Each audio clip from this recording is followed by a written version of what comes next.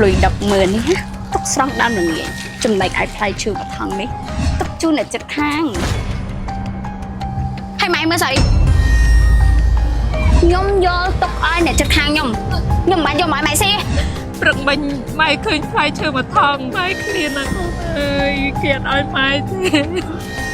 ហើយឯងបានជាអពុមានចិត្តខ្មៅចិត្តដេរឆានឈាមក៏បែបនេះម៉ែ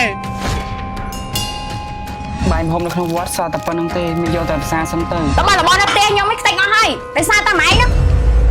ណាដៃខាងណាដៃខាងណាទៅខ្ទេចម៉ែអ្នកម៉ែដូចខែរះពេញបរមីលោកពុកថ្លៃបីដូចជាផ្ទៃមេឃីពុកមួយម៉ែមួយចិញ្ចឹមកូនរស់គ្រប់គ្នា